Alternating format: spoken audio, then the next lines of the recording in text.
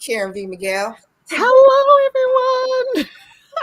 Today's live stream is going to be on my part, how crochet has changed my life. This is going to be a super positive live stream, and I want you guys to participate in this live stream too. Even all in the comments right now, give me stories about how crochet has changed your life. But before we get into all of that, I want to say hello to Karen. Hey, how you doing? Hey, Alicia. I love being here with you, of course. And I'm doing good today. I haven't gone live for a little while. So this is a lot of fun for me.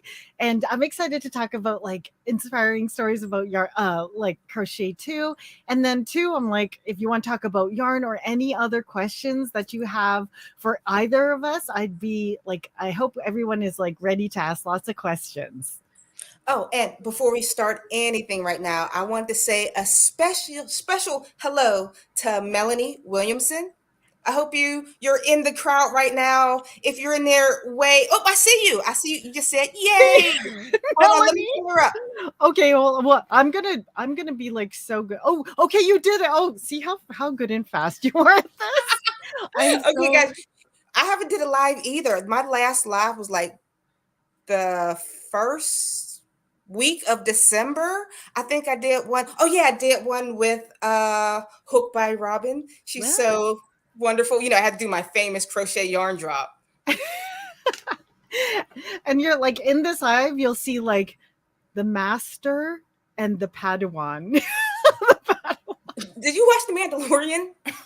I love the Mandalorian. That's Yeah. why Padawan. That's why I stuck in my head right now that episode with Grogu. But we're not talking about Star Wars. Oh But I my god, love. he's so cute. When the Mandalorian came back to like the book of Boba Fett, I was excited because Yeah. I thought the whole Boba Fett book was getting kind of like, I don't know. I It mean, wasn't. I am giving Disney some love because they're giving older actors a chance. Usually, actors are under the age of like 35. I'm Yeah. like, you're not a doctor. Shut up.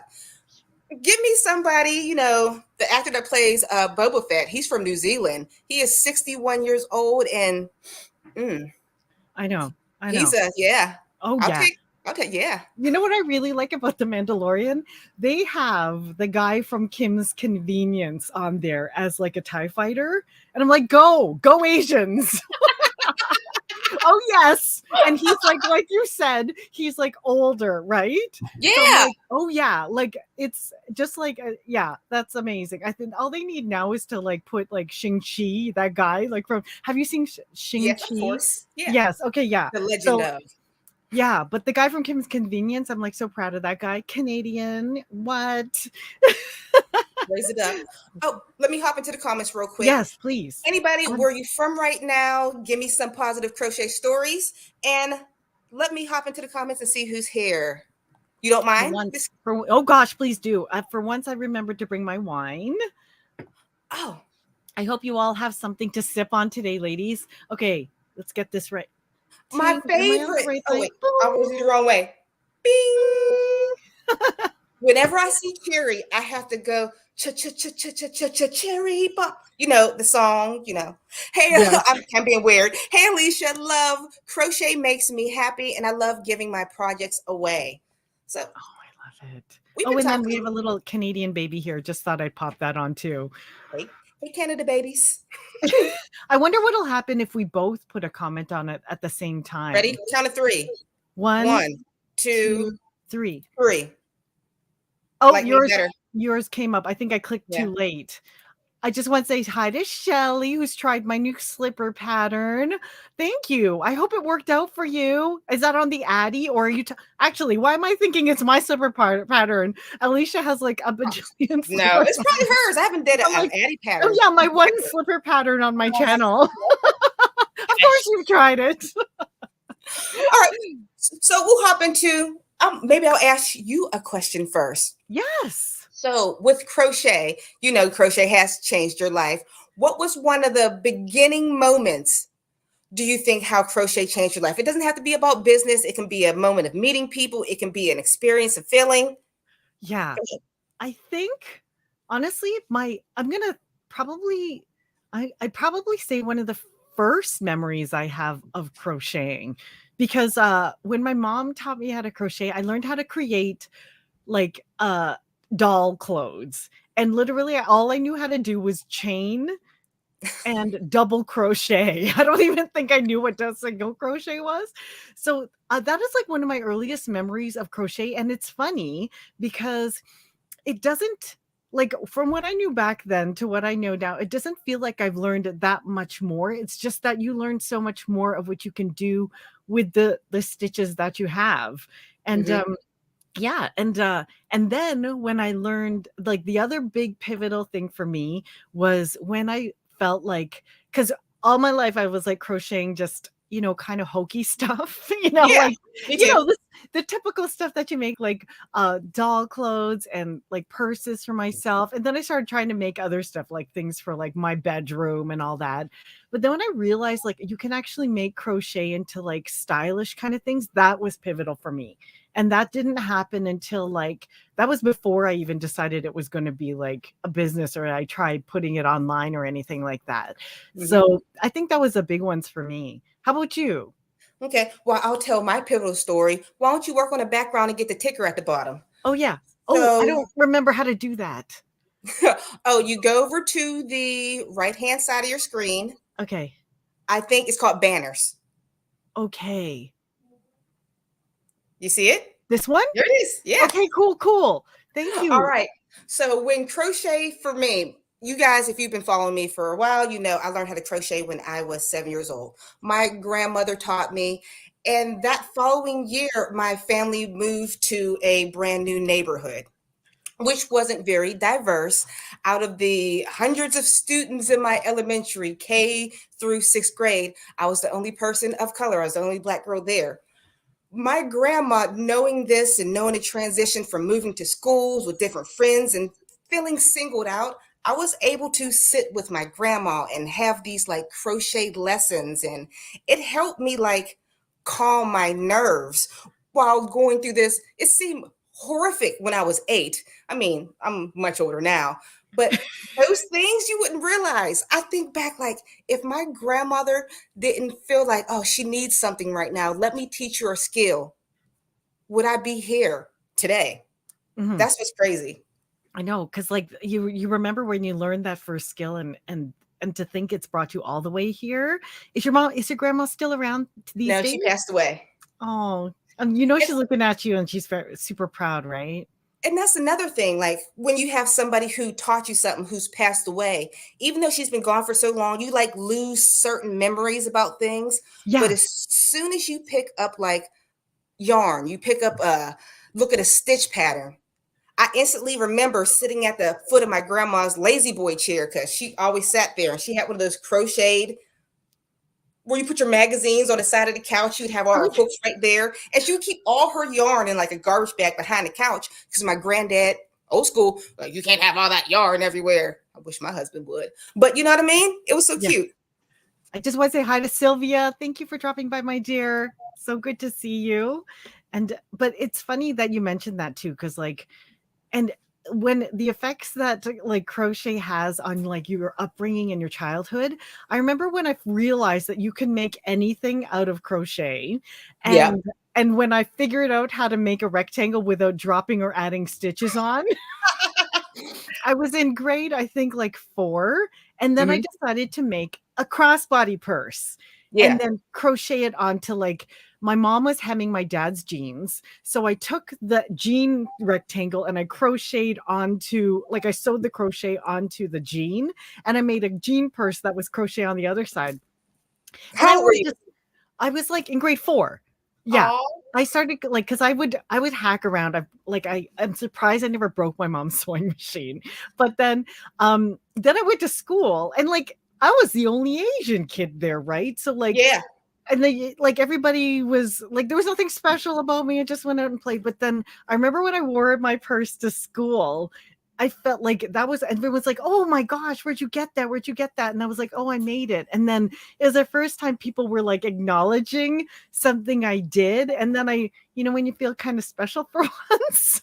Yeah, I know exactly what you feel.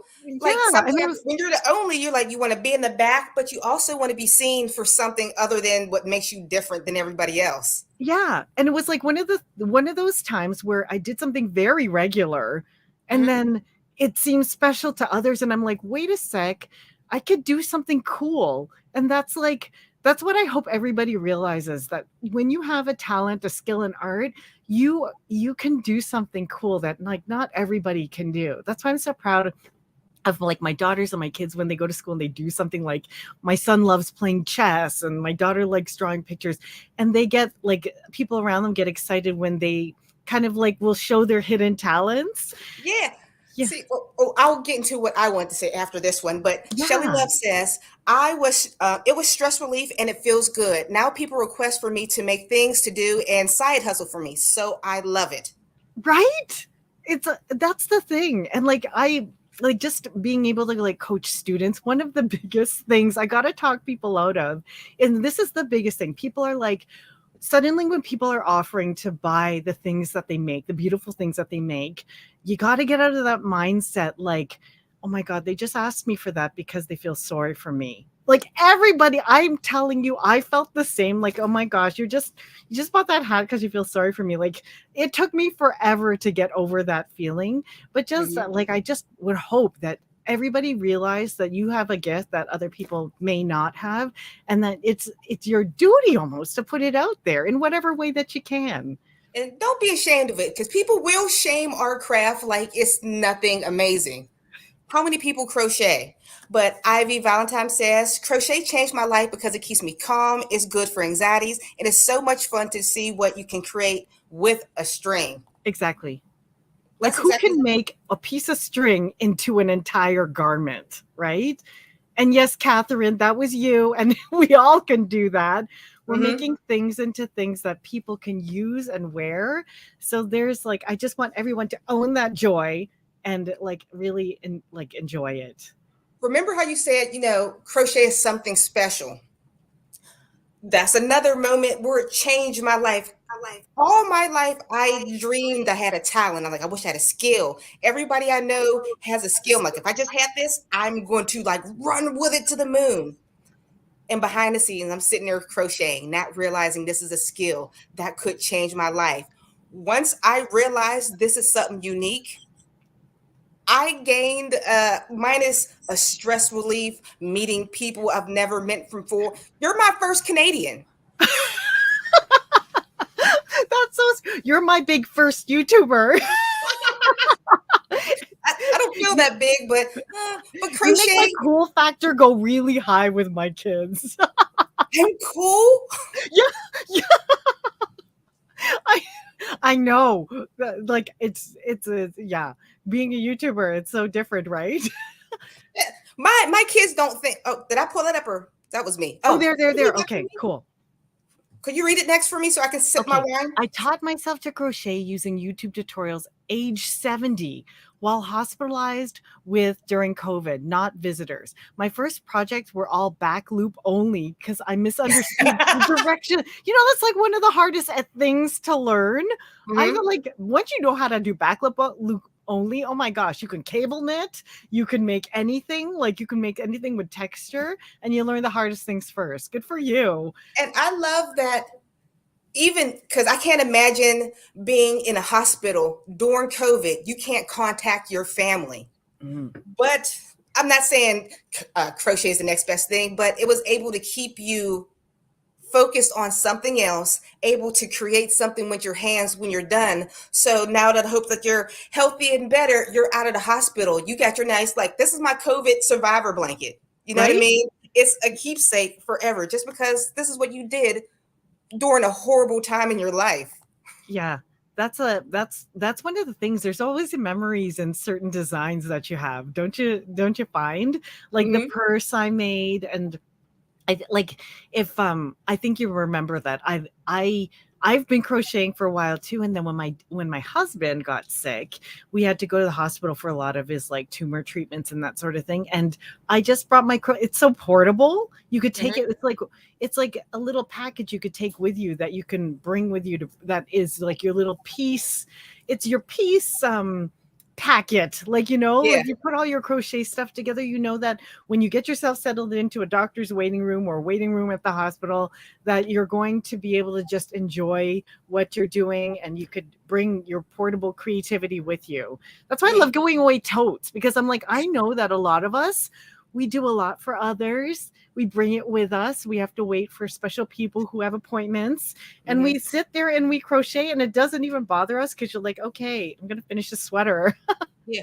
I got another question for you. Yeah. When did you decide crochet was like more than your hobby? When did you say, you know what? I want to do something more? I knew when the feeling that I got, like that really happy feeling when I'm crocheting, or like the peaceful feeling, it never went away.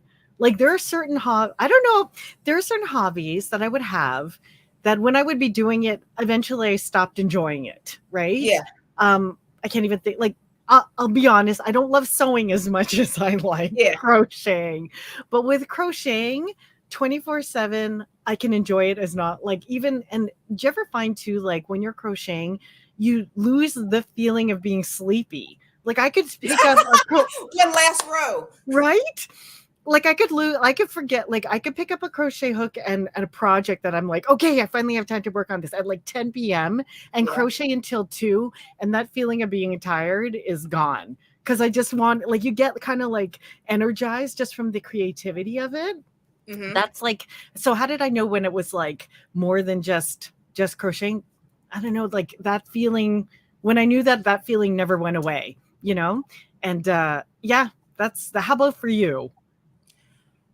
Well, crochet was always my excuse to escape. Let's say where I used to work, used to work in group home setting. I love working with the kids, but in the evenings, sometimes I'm not a talker. I might seem social here, but when I'm in a working atmosphere, if the work is done, I crocheted so I wouldn't have to talk to anybody. So crochet was my barrier against the world, like 1, 2, don't talk to me, 3, so I could block. But that's when people started noticing, like, wow, can you make me one? You can sell this. I'm like, so you guys might know this story. That's when crochet went from a hobby to like being a stress relief, being something to just get me away, to becoming a career that helped my family, that changed my life.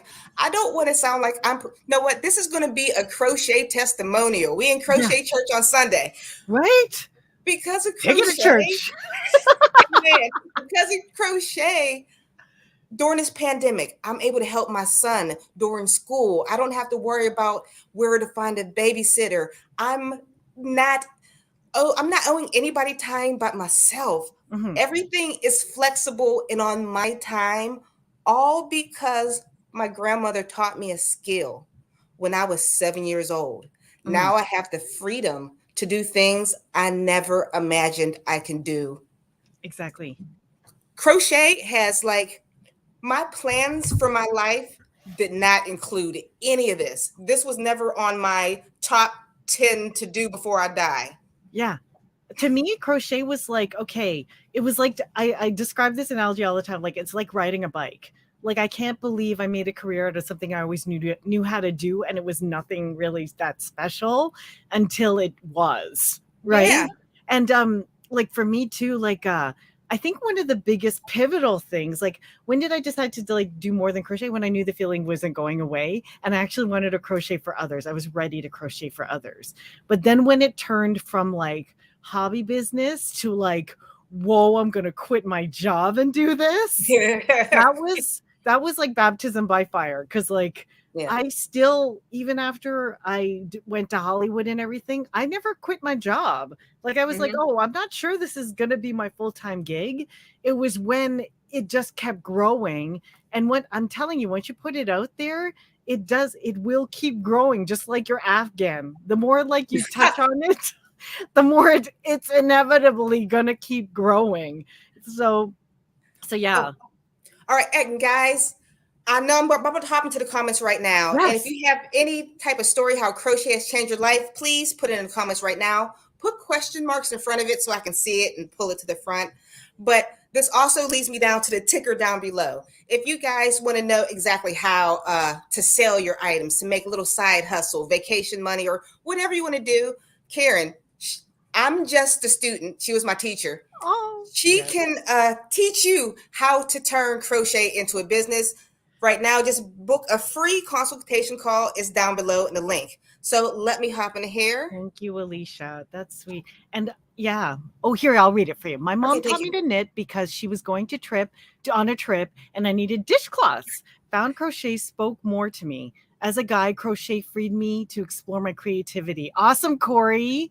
I love Amanda Crochets. Me too. Cheers to that. You don't see too many. That's going to be one of my next video. I need to Ooh. find more men that, I know there's a lot of men that crochets, but all the men that crochet, I'm not allowed in your Facebook groups because they're all for men. So I'm like, I can't come like sneak on you like, hey, how you doing?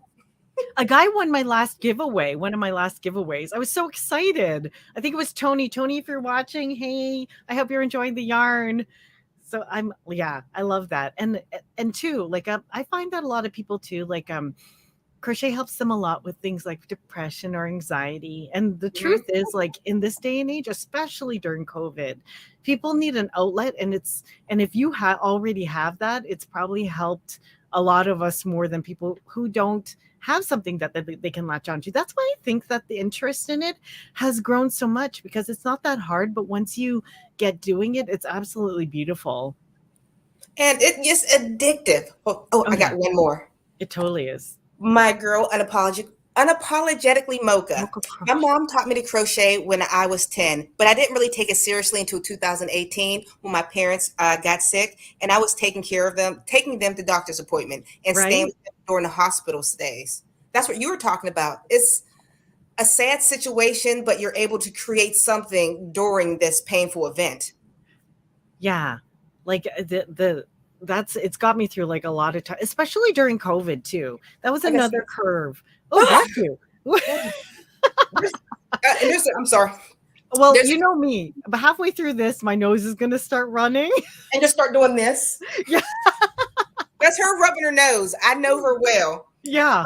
She had a continuation to her. She says, after they passed away 3 months apart, I'm sorry to hear that, it was something that I could do to keep me sane, but reminded me of them at the same time. So it's a business and a comfort for me. Yes. Definitely. And that's the thing too. Cheers to that. I'm going to take a sip of that. And the thing too, I like keeping up with I like helping people with like business stuff too. Like I don't mean to always bring it back to business, but like honestly, that's fine. That's what we know. Yeah, it's fun for me. Like ever since I was a kid, and I think my son is like this. I know he's like watching upstairs, but I always liked working and business and then helping other people find work and business. So to me, it was when did I also the other part of my business is like helping other people start businesses, or if they and it's not so much to me, I'll be totally honest. Sure, it can make you money, but I just want people to share it in the way that they want to, to put it out in the world the way that they feel comfortable, in the way that they improve, it improves their life and it brings them joy. Because honestly, if a business isn't something that you're enjoying the process of doing, then maybe it's not for everyone. And it totally isn't, because even my husband, he's like, not everyone wants to start a business. And I'm like, I totally get that. I just wanted people to love it as much as I love it. And if one of the ways that they love it is putting it out there so that they can, create extra income for themselves or whatever, good for them. That's what I'm all about. I just want people to help growing a business on their terms that makes them happy at their own pace, as long as they're just taking action on it. Okay. Another comment. This is from Roberta. Just a comment, not a question. My mom taught me and I taught my kids, one boy, one girl. My son took his hook and crocheted while in Afghanistan. The locals taught him to weave yarn from goat hair. Wow. That's awesome. My crochet changed when COVID shut down the world. Having always been a history nut, I turned my energies to researching crochet history and creating items from the 1970s back. Well, she probably watched your last video too, right? Oh, really good. Did you watch my last crochet history video? Oh, it's so good. I would love to do one of like the older, like the Irish crochet patterns, but girl, I'm afraid of those crochet thread. I'm afraid of the steel crochet hooks. I'm afraid of such small stitches. Okay, Alicia, this But is the thing. Like, this is, you're like, what? What did I do wrong? This is one of the things that I loved. I had no idea about that. Okay. When I first started crocheting when I got back into crocheting when I was in my 20s, I was crocheting doilies in my apartment. Okay. And you're like, ew, doilies. And I didn't care how long it took me because I bought the thread and I'd make these doilies. And I'm like, I don't know where to put this. Should I use it as a tablecloth, or should I use it as like, I just put my stereo on it or whatever? But the thing is, that's what got me into designing, because I'm like, wait a second. And here's a tip for all of you, a golden nugget for anyone who's watching. I got a lot of my inspiration using Irish crochet lace patterns in regular garment and hat stitch patterns. I see it now in all of your, Yeah. like, the beautiful, like the cape. Yeah. That's what I did. I'm just like, okay, this is a gorgeous, but I'm not going to sit here all day and make 4,000 stitches like this to finish a tablecloth. Yeah. I'm going to use a higher gauge yarn and recreate the stitch pattern so it can be made into like whatever, like a purse or a hat or a scarf. Oh my God, scarves. When you create like Irish stitch patterns from a lace diagram into a scarf, boom, your own design, right? Brand new pattern, different hook, different gauge. Ponchos galore. Like, that is this is the stuff I love sharing with people, because I'm just, whenever I'm talking to new people who are interested in doing stuff, I'm just like, oh my gosh, let me help you for a second. If it pops in my head, I'm going to mention it. Yeah. Now you said your husband's always like, not everybody wants to start a business.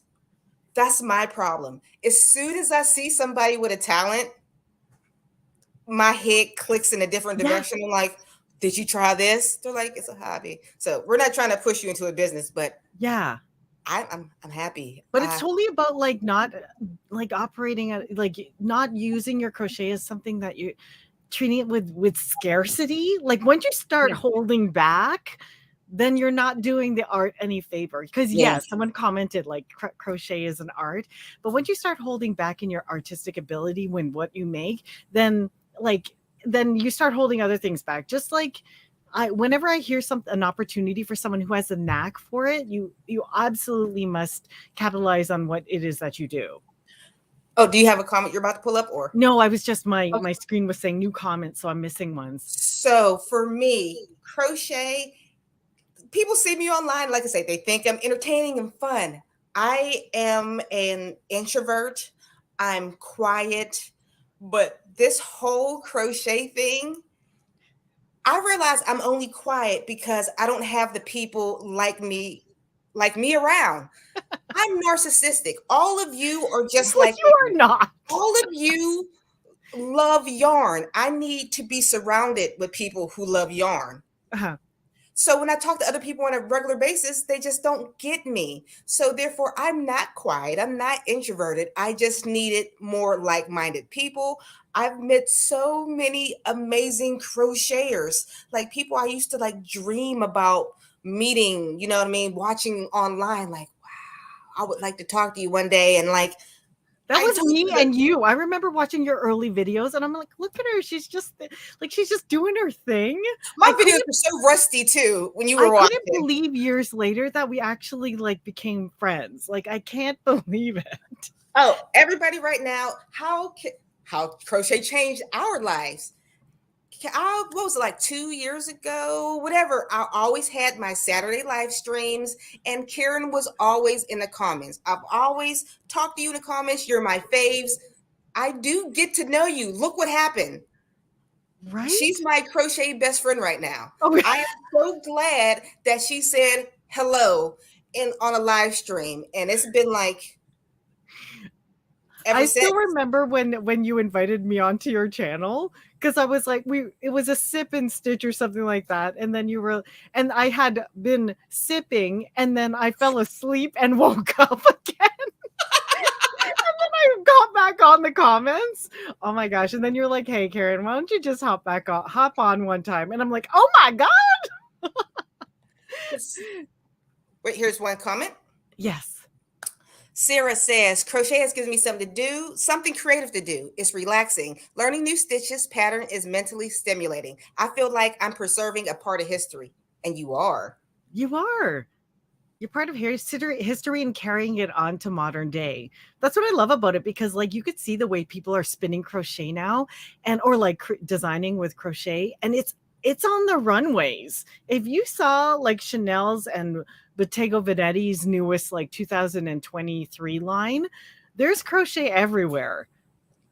Oh, that my next video coming out tomorrow. What? Crochet and fast fashion. If you ever wonder about those, what are they? Sheen, Fashion Nova, those places. So you wonder why crochet costs $5. Watch that video tomorrow. It comes out at like what, 9 o'clock in the morning tomorrow, Eastern Standard Time. Shameless plug.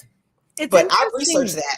It's interesting that you said that, because I noticed this at trade show. I'm going off a little bit, but go ahead. But I noticed this like at trade shows before we went into like lockdown and stuff. Because the last crochet, like when I was walking trade shows, I was looking for yarn suppliers, and there were like foreign exhibitors, and they would advertise their new lines as like crochet. But then when you looked at it, it was like machine punched. It was like it's machine punched onto lace or something like that, and it's made from the Comez, COMEZ machines. They make fake crochet. It's right. lace or whatever. Right. And then I was like, okay, it looks like crochet, but you know, it doesn't have the texture and the depth of it. So, and as an artisan, you and I both know what it looks like for real, but I'm just like, interesting. Like, this is how they're doing, but like, it's really, ultimately it ends up being up to the consumer, how much texture and quality they really want to get out of it. But I tell you, like, once you wash one of those things once, like the threads will start hanging. It's gone. It's gone. It's gone. Yeah, and like that, it was gone. Like the usual guys are showing, oh my God, J-Hook! Hello, Reggie. Good evening. 134. 134 is my favorite number. That's how many people are watching right now. That's my absolute favorite number. Oh, it dropped down to 131. We need 3 more people. But hey, Reggie. Reggie, what are you up to, my dear? She's got such a great channel. Oh, and guys, if you have any, right now we're talking about how crochet has changed our lives. You can comment down below. Make sure you put question marks. Oh, can you take down the Reggie comment? I lost it. Oops. Okay. I found it. Okay. If you have any, like, what was I saying? Anything to say how crochet has changed your life, let us know in the comments, put question marks ahead. And if you would like to turn crochet into your own personal business, that's why we have Karen right here, other side. Karen right here on this channel. She is professional how to sell your handmade goods. If you want to learn for free, book a free consultation call down below. There's a link. It'll take you right there. Just a little bit of time. That's all. And I love seeing how people, like, there's so many people who are even just starting. Like, I've been crocheting for a few months. I'm so hooked and never thought it would be so fulfilling. Sat down with hook and yarn, so calm and crazy, like Tom and Crazy World. Absolutely. Like, it's like you could like jump in at any age, like the other lady who just started at 70. Good for you. Like, not everybody has to start at the early ages. It actually is kind of interesting when you start a little bit later in life, because you get a little bit of a different take on what you would like to see crocheted into a garment or whatever. You know how you said crochet is like being passed down for history. You're preserving something. Somebody had to put me in realization. None of my kids crochet. They want nothing to do with it. I'm like, I'm the last crocheter. Crochet dies with me. But then I realized, how many people have I given a pattern to that gave a hat to their mother, or a child, or slippers? I've touched, as being a crochet designer, I was thinking about that too. That's awesome. I've touched so many lives and didn't even realize it. Yes, my child doesn't know and she doesn't want to learn, and I hope you're watching. You should learn. Self-plug. Here's a little self-plug for me. Avis, Thank you, my dear. I Is she a appreciate class? that. Is she one of your students? Yeah, she's one of my students. Thank you. Thanks for hopping on, my dear. That's good. Oops, sorry, I hit There's a the David. microphone Wait, down. I gotta bring up David. David's on. David's on, our bearded friend. Hey, the bearded yarn dude. Right now, YouTube and Ravelry are beginning to pay for my health Oh my insurance. gosh. Thank God. Cheers to that. See, it's the things you don't even think about. Paying for it, you don't have to make this your full-time job. If it can help you pay for those who live in the United States, our health insurance is I know. I so know. get But we pay Canadian. crazy income tax, like crazy income tax. I'd rather pay crazy income tax than I know I don't go to the doctor as much as I should. You know what I mean? Mhm. So I'm like, if I go to the doctor, it's going to send me for like 3 X-rays, blood tests. I'm like, I'm spending over $1,000. So I'm like, I'm not going to go. You're like, they took my money. I'm going. You know what I mean? It is a blessing. It is because like I don't go to the doctor a heck of a lot either. In fact, it's like I have to book another appointment because they want to see me again. But like it's like it is comforting. Like thank God when my husband got sick, you don't have to think twice about that part. It's just like Mhm. okay, see this specialist, see that specialist, 3 hours there, 4 hours there, and you don't even have to think about the billing stuff. You just go. Yeah. But you got to wait forever. Yeah. That's the thing. I don't mean to keep telling stories about crochet changing my life, No, but please. This is like I love this. this was I just quit my job a year ago. I was still doing crochet and working at the same time. Crochet was my side hustle. But in 2019, this teenage girl was text messaging on her phone while driving across the bridge with my husband in the front. We drove two separate cars that way. He was in the front with my son, and I was in the back, the second car behind him with my daughter.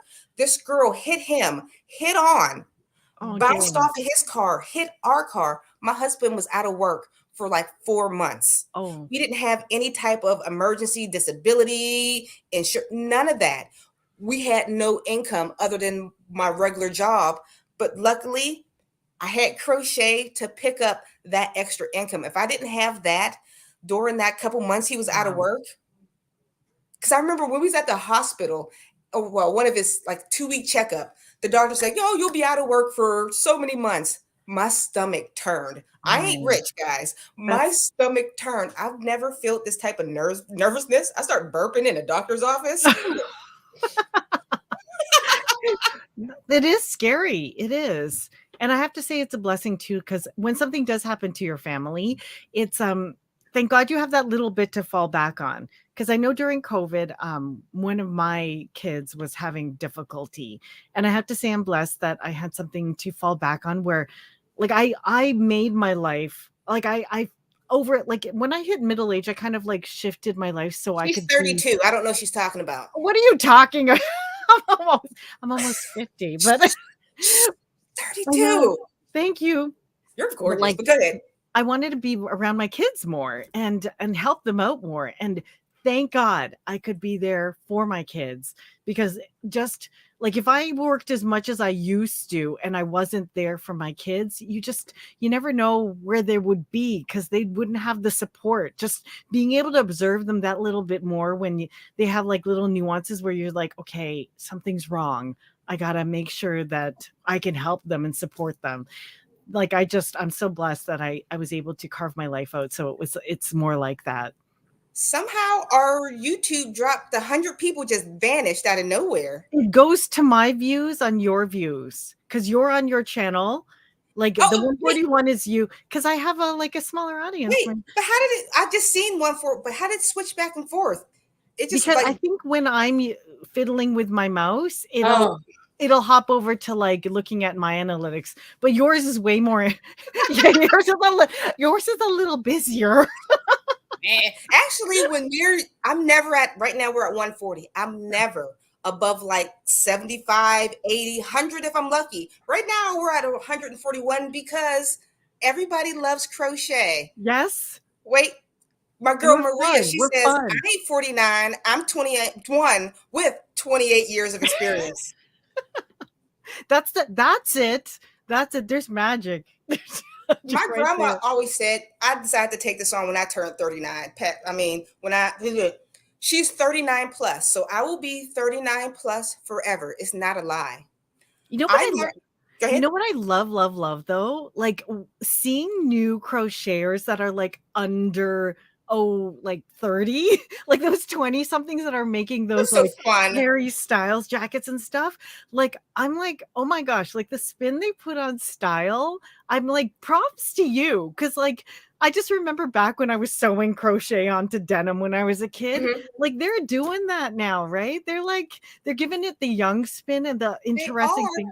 but they're getting stolen left and right by fast fashion. All these cool designs, these little, I shouldn't call them little kids, these younger fashion designer fiber artists are creating, are getting stolen by Fashion Nova, by just look at it. It's horrible. And I feel so bad. And they don't have the money or the experience in life to know how to fight these things. That's true. But the truth is, it's like it's hard to fight. You know what Yeah. I'm saying?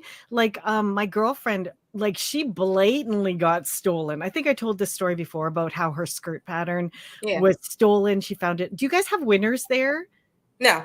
Okay, Well, like it was like Marshalls. Okay. okay. She walked into a Marshalls and they had all of her brand on these other, like on these skirts. And she was like, oh my God. And it was the name of her brand on the same style as of skirt. It was a petty skirt. Oh my Oh. gosh. She had to open up a lawsuit. Yeah.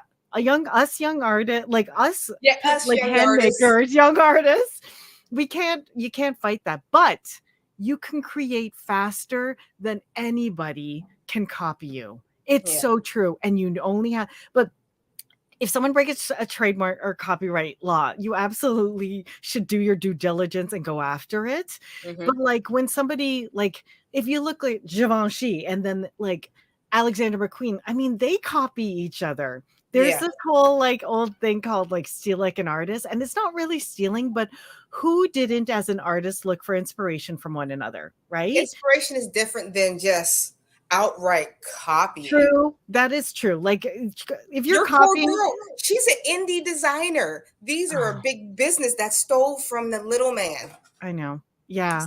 Well, let's get to She's this, then we'll get back Yeah, on this. yeah, I yeah. forget. Okay, go. Jacqueline says, I learned with thread at 13 and started using yarn at 15.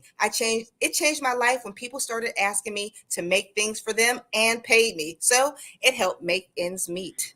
Oh my gosh. And yes, I'm so excited when people get to that point where people are asking them to make things. See, the demand is always there. Just Mhm. like, yeah. Go I'm going ahead. to do Go ahead. another shameless plug, but the whole thing about how to market yourself, how to sell things, and what to do if somebody takes any type of your items. Know what you do? You take a class, Mhm. such as Down Below by Karen. Oh, thank you. I just wanted the shame, like we're shamelessly plugging, but I just Shamelessly wanted to plug. say hi to Handmade Design. She's always on my Hi. live. Hi, I love. Handmade Designs. But if you want to learn more about making this more of a business, you can book a free consultation call with Karen. I'm used to being on the other side. We're Karen over here, and she'll talk with you about all of that stuff. So, do Yeah. you see anything? I feel like I'm taking over the comments. You Oh can hop no, in. I just like I've seen horror stories about big stores selling kits that include patterns copyrighted by designers with no credit. Okay, that's a copyright breach. Okay. Yeah. You like that though is Or did she easy to. freeze? Oh, sorry, did I freeze? I don't know. It might have been my end. You're good now, though. Okay. Yeah, breaking copyright law, that's a little bit easier to prove because like that's written stuff. Like written patterns are much easier to prove, but yeah, when people copy designs, then it's always like a little bit harder to prove, but like I mean, try like one thing I wouldn't want to like put out there is don't let that stop you. Don't like whether your objective is to crochet for charity, crochet for business, just crochet for your friends or crochet for yourself. Don't let it stop you because you might be scared that somebody might steal it. The probability of something like happening like that is Rare. slim. And also be careful of like who you listen to. Like fear mongering isn't the way to operate in the arts. Like it's just like the being in having an artistic creativity and talent is to put out there to be shared. I know like you guys probably know like I'm like a Christian, right? But there's this parable where Jesus gets mad at like people because these guys because they buried their coin or whatever. Oh, Well, this guy buried her coin and the other ones spread it out. That's what it's all about. It's intended for you to share. Protect yourself when there's due diligence involved, but like the intent of us having a talent or creativity is entirely for us to put out there and share in the world. So I see, would like encourage you to do that. I had to separate myself because sometimes within the crochet community, like I said, that fear mongering is there. I had to separate myself from those people. They're always like, oh, so and so took my idea, so and so took mine. You shouldn't. You know what? Block it all out. Focus on you. Mhm. Do what makes you happy. I Yeah. once I realized to get rid of the negative, just crochet. It's yarn. It's fun. It's not like life or death. Yeah. It's fun. From the business side of things, there's certain due diligence things, yeah, you got Yeah. to do, but like, yeah, but like in terms of creativity, share like it's like going, share as fast as it's flowing through you. It's like you absolutely must share it with the world. So I hope you take the chance to do it. Oh, David, go ahead, Alicia. I don't mean to keep picking up the same. No, It he's clicks on me. I write lots of patterns. If one of my designs is inspired by somebody else, I radically acknowledge them. Life oh is yeah, too short to be anxious over this stuff. It oh is. yeah, go David. That's a good attitude. I'm not. You pronounce that. Go ahead. The bra wax go. The Bra Wax Co. The Hello from Scotland. What would the you Bra say Wax from your Co. experience sells better compared to other crochet items? What would you say? 'Cause you're the selling guru. Okay. This is kind of like a weird loaded question. I hope I don't get too like That's okay. convoluted. But the truth is like it all comes down to this. If you haven't seen if you haven't seen my self-plug video on niche, okay, you have to know who your niche is. And your what item will sell better? The one that your niche wants. Okay? So if your niche is like high-end winter accessories, your hats, scarves, and mitts are going to sell better in that niche, right? Hmm. If you are selling heirloom items for christenings and like special events through the years, then what items will sell best? Mm, bridal pillows, christening gowns, like first communion shallots, and whatever. If your niche is bridal, Hmm. then what's going to sell best? Shoulder covers, the after party like shawl, the heirloom gift that you give to your mother-in-law. So it all begins with knowing your niche, Hmm. and then like becoming familiar with them, knowing how to communicate with them, and then speaking directly to them. So that is the very loaded, but Yeah. very once you've defined that, it's super easy to figure out what sells best, because once you actually get that ebb and flow of who's coming to you, all you have to do is listen to your customer. Now Yeah. I'm gonna keep going because you've got me going, but like, Keep going. People, if you have any questions about business at all, please comment down below. Put question marks in front of it so we know to bring it up to the front, like the bra wax go, so we can bring it yeah, up to the front. Okay. exactly. Like I started with I love hats. I love fedoras. I love That like was I'm mine. making yeah, I love like beanies. I can't make fedoras if I could. Oh my gosh. Can I tell you how many times I almost wanted to be a milliner? Like I took a milliner class. Anyway, getting back on So random. I Your know, right? experiences are endless. She But dances too, but okay, that's another one. I know. Did you see my last short? Okay, now I'm gonna forget what I was saying, but like I Niching and oh your yeah, hats. niching. So like I got into hats, and honestly, my first thought was, okay, I'm gonna sell to 20 somethings who want who want hip hats and that sort of thing. Eventually I like every single time I made a sale, I paid close attention to who I made the sale to, got more familiar what they were into in life. I got out there to the shows. When I was in shows, eventually shows for my friends will eventually open up. So like get out there if you can, or at least converse with people on your Etsy shops and that sort of thing. But I would get to know what kind of like lifestyle they had. What are they going to? Like, are they commuters? Are they like what kind of like a lot of them would have certain types of jobs? They're like working corporate or whatever. And then the more you find out about them and like you actually speak with them, the more it's easier to figure out like what other kinds of things. And then they'll just plain out ask you for it. They'll be like, "Do you have the matching mitts for this?" And you're like, I'll make them. I'm going to have the matching mitts to that. And just like you build a loyal clientele.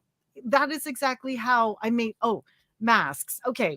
And like one of the biggest views I get on my channel is the video I did on how I sold my masks. The reason I sold my mask, like like COVID masks and that when the pandemic first started, there weren't a lot of people selling masks. And then we all went into that whole shortage thing. At least we did in Canada, right? He worked there too. I had my my most loyal customers were emailing me, Karen, are you making masks? And I'm like, I am now. Right? And then I'm like, but I know how to sew pretty well. And then I'm like, give me a week or two to figure out something that I like. I still have to, when I design, I gotta like it. I gotta love it, right? Mm-hmm. And then the minute I had it out there, I mean, if my clients are asking me for it and it's something that I feel like I can do well, then I will put something out there because I only put good quality stuff out there, right?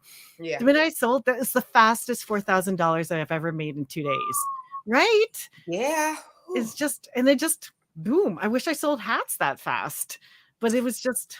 You listen to your niche and you double down on what sells best. Okay, Miss Gloria says, we love Gloria. My grandma patch quilt when I was little, and she had yarn, and I would wrap and I will wrap yarn around a pencil. My cousin taught me how to crochet. Just found out that my great aunt crocheted also. There's another comment here. Somebody said it was in their blood. Who said it's a that? Legacy. There it is. It's Gloria. I clicked the wrong Gloria comment. This is the one I want to read. Okay. Didn't know that I had family that crochet. My aunt said it's been in my blood all along. So my passion, of course, is crocheting and my business. And now I have 1,100 followers on my page. Oh my God. Good for you. Cheers, girl. Oh my gosh. It's the little things from a pencil to 1,100 followers. Oh my gosh. That's guys, amazing. Do you guys have any stories right now how crochet has changed your life? Put question marks in front of it so we can talk about. And if you wanted it to change your life in a more financial way, you can book a call with Karen. The link will be down below. It's a free consultation. But it always starts with like following your passion. Honestly, that's why whenever I speak to people who like will book like whoever like want to find out more, because like turning it into a business, and it's not for everybody, but it is for some people, right? And like but honestly, the truth is like once you follow your passion, the rest comes easy. And that's really the way I do it. Like, sure, you need foundations for building a business or even setting up anything like a hobby business or anything like that. But like from there, it's all about building something that is going to fit into your lifestyle that you love. Because I admit there are points in my business where I went and I was telling my husband this last night. I went into directions where I thought, okay, this is the natural thing that people in business now do. And I hated it. Like, I never want, and I'm like, I don't, and then I backed off and I'm like, okay, I don't want to reach a point in my business where I don't like it anymore and I don't love it because I've loved crochet for so long and it's never going to be something that I put down because I don't like it anymore. Like, I remember when I was younger, I was part of an amazing dance troupe. And then I was part of this. Told you she was a dancer. Oh, and then I was part of a dance troupe that was like, not so good, bad influences and that sort of thing. And then they like, I stopped dancing and then I was sad because I was like, I love dancing and I stopped it because of stuff that's not related to dance. So I went back to my old dance troupe and I stayed with them like well into my 20s. But like, you don't want to not love what you're doing. You know what I mean? So that's why I help people build it around what makes sense to them. Okay. I want to answer this one. Have you got any tips to find good crochet brand names? I'm struggling so much. Oh, there's a wonderful crochet brand. What is it? Canada Bliss. They make such gorgeous hats. You are too kind. So make sure you Google Canada Bliss. Great company. Yeah. Mind you, there was another company who sells cannabis, and they also are named Canada Bliss. I remember when I first found out that they were using Canada Bliss. They're a Canadian company as well. So She's Canada Bliss. yeah, they're Canada Bliss Herbal. I'm Canada Bliss Handmade Accessories. And but when I found out, like, I actually wrote them a letter because I'm like, you just approach people on a nice way, and I'm like, hi. Like, it never bothered me that they sold cannabis because I mean that's a way of life now, I suppose, right? But when they started trying to sell like hats, like they were selling like trucker hats with Canada, and I'm like, wait, I do have the copyright on like accessories. Yeah, you can't. So I did write them, and they, like, honestly, if you approach it with like a lot of integrity, you can just ask people and like, did you know that I have the copyright and trademark for this? And then they'll be like, oh, they took it down right away. Saved lawyer fees, no cease and desist letter. They're just like, okay, no problem. And that is the wonderful thing about starting this business venture at an older age like we are. Mm-hmm. You're smart enough to be like, no, I'm going to fix this in a Yeah. simple way. When you're 20, it's tough. So 20-year-olds right now, watch us. We'll teach you some things. We had to learn Yeah. this the hard way. There's no reason to get offended immediately. There is no reason. First, explore like their intent. This is the thing I learned from human resources because I've been in human resources for like a couple decades, right? You have to kind of like look where the intention was coming from. Do you really believe they were trying to be a bad person? You know what I mean? If you approach them and you bring it up and it's clear that they weren't, problem fixed. They'll probably just take it down. I remember I had my best, one of my very best crocheters who crochets for me. There was one time when I was getting started, and then she was crocheting for me. I was paying her, and then she put on her website an adult women's crochet hat that looked very similar to mine, and then she was using my brim pattern too, and I was like, okay. So does she realize that's kind of like a conflict of interest? Like, you know, so I just asked her, I'm like, oh, are you still looking to crochet for me? Because I see that you're now putting out like your own women's ladies hats. Because if you are, then, you know, it's like a conflict of interest. And it's just like friendly. Like, I love her family. Yeah. And then she was like, oh, no. Oh, I just put like, don't worry about it. I'm not trying to compete. I, in fact, don't ever want to do marketing and stuff. I just made it for a friend. And I'm like, okay, I'm just check in. It's totally, she still crochets to me this day. It's all good. Just go in with the intention that people aren't trying to do terrible things to you. You know what I mean? Yes, Sonia says, while I enjoy seeing crochet designs, I would love to create my own patterns, but how? I'm only 2 years with this craft. Any suggestion? 2 years with this craft, you are no longer a newbie. I like to tell this to people all the time. You'll be putting yourself into this newbie box. Once you learn those 5 basic stitches, all you need is a good pattern. I know. If you want to learn how to be a designer, thank God it is 2022. You can do it yourself. What you need to do is get yourself an Etsy shop and just publish some patterns. And you are a pattern designer.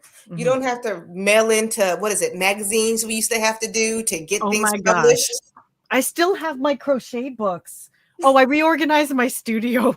I'm like, oh my God, just 5 years ago, I was still collecting crochet pattern books. Yeah, or cutouts and put it.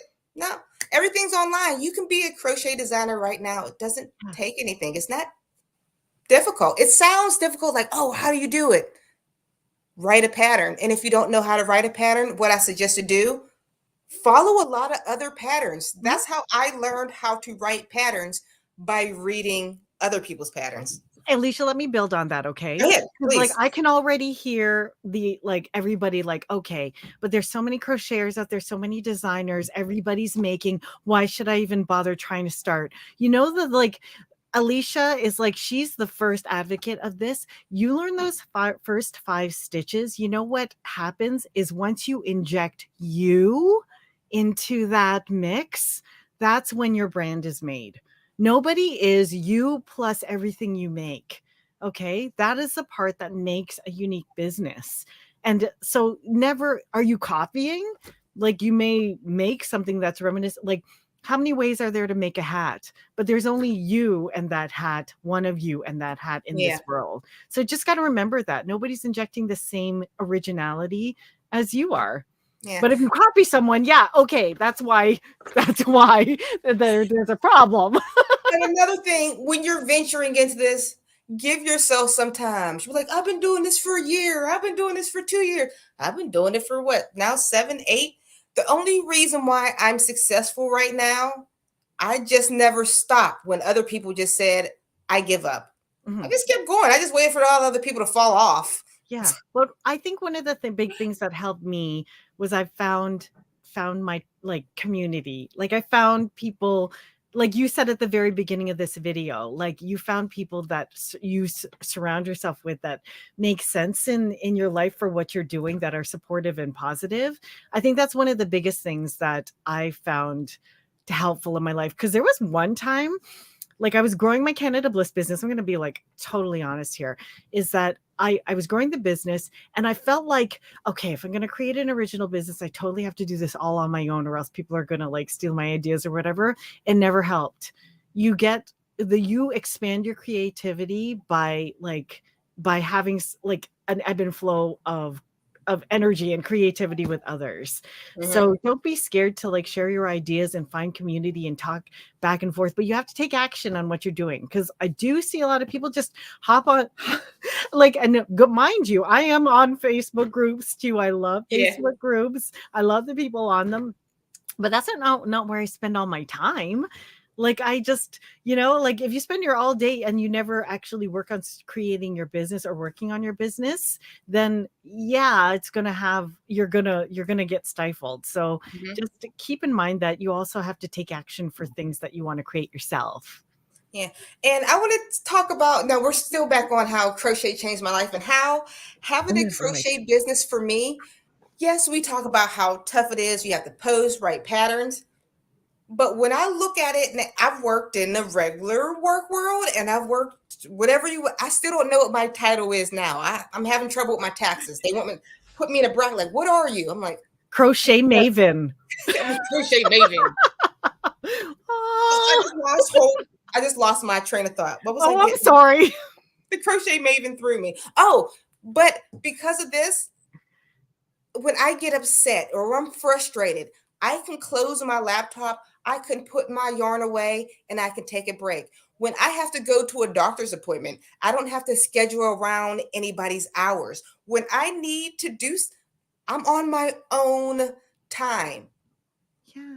That is my absolute favorite thing in the whole entire world. I am not required to punch anybody's clock except my own clock. And if I decide to work hard, it's only benefiting me and my family. And that's a funny thing. Oh, list your IG names here. Mine's Karen V Miguel. Yours is Little John's Yarns, right? Yeah, I'm going to type it in the comments. Can you type mine too, Karen V Miguel? But like what I was gonna say was, I was gonna build on something you said. What was I saying? We were talking about. I've been drinking. Look at us. I've been drinking. Have you been drinking at all? Where's your cup? Yeah, I think I've taken more sips than you have. Let me see. Mine was full. Look. Wait, let me back up. I've already refilled a little bit, but you refilled? I'm gonna remember what I say because I'm telling you it was something poignant, I'm sure. It was so, yeah. Okay, we'll come back to what I was gonna say. Find another one while I type in our apps. Okay. See here. I always love crafty stuff, but crochet was always my fave. I slowed down for a while, but during lockdown, I did it nonstop because it saved my sanity. I just remembered what I was going to say. Thank you for jogging my memory. But yes, it did save my sanity too, because, and boy, I ended up, but it didn't save my checkbook in terms of like buying more yarn.